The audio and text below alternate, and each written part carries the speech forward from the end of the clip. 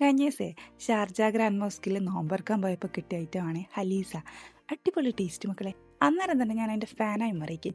പണ്ടെല്ലാം മംഗലപ്പുരയിൽ പോയി കഴിഞ്ഞ് കഴിഞ്ഞാൽ അലീസ എല്ലാം അങ്ങോട്ടേക്ക് നീക്കി വെച്ചിട്ട് ആ ബിരിയാണി മാത്രം കഴിക്കുന്ന ടീംസില്ലേ, അതിൽ പെട്ടതേനും ഞാൻ.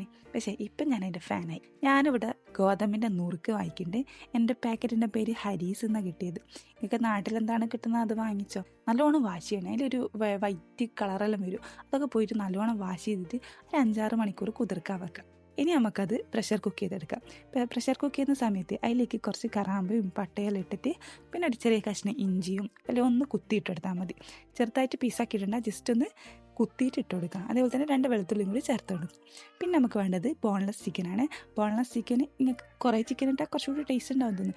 ഞാനൊരു 100 ഗ്രാം ബോൺലെസ് ചിക്കനും കൂടി എടുത്തിട്ട് അതിലിട്ട് കൊടുക്കുന്നുണ്ട്. കുറച്ചധികം വെള്ളം വെക്കണേ, വറ്റിപ്പോയി കഴിഞ്ഞാൽ കരിഞ്ഞു പോകും. അപ്പോൾ അതും കൂടി നിങ്ങൾ ശ്രദ്ധിക്കണം. ഇനി നമുക്കത് 5-6 വിസിലിട്ട് പ്രഷർ കുക്ക് ചെയ്തെടുക്കാം. ഇനി നമുക്കതൊന്ന് മിക്സിൻ്റെ ജാറിലിട്ടിട്ട് അടിച്ചെടുക്കാം. കുറച്ച് മടി കുറവാടോ, അതുകൊണ്ടാണ് മിക്സിൻ്റെ ജാറിലിട്ട്. ഇല്ലെങ്കിൽ മന്ദരത്ത് ഇളക്കിയാലും മതി. ഇനി നമുക്ക് നന്നായിട്ട് ഇളക്കിയതിന് ശേഷം അതിലേക്ക് തേങ്ങാപ്പാലോ അല്ലെങ്കിൽ പശുവും പാലും, ഞാൻ തൽക്കാലം മിൽമ പാലെടുത്തിട്ടുണ്ട്. നിങ്ങൾ തേങ്ങാപ്പാൽ എടുത്തോ. തേങ്ങാപ്പാലാകുമ്പോൾ കുറച്ചുകൂടി ടേസ്റ്റ് ഉണ്ടാവും. എനിക്ക് മടി തീരെ ഇല്ലടോ. അത് നന്നായിട്ട് തിളപ്പിച്ചെടുക്കാം. ഇനി നമുക്ക് ഇതിനകത്തേക്ക് കുറച്ച് വറവിട്ട് കൊടുക്കാം. അതിന് കുറച്ച് ചെറിയുള്ളിയും കാഷ്യൂവും കിസ്മസും ഒക്കെ ഒന്ന് നെയ്യിൽ വറുത്തെടുത്തിട്ട് അതിൻ്റെ മേലെ ഒന്നിങ്ങനെ സ്പ്രെഡ് ചെയ്ത് കൊടുക്കാം. അലീസ റെഡി ആയിട്ടുണ്ട്. എല്ലാവരും ഒന്ന് ട്രൈ ചെയ്ത് നോക്കാം.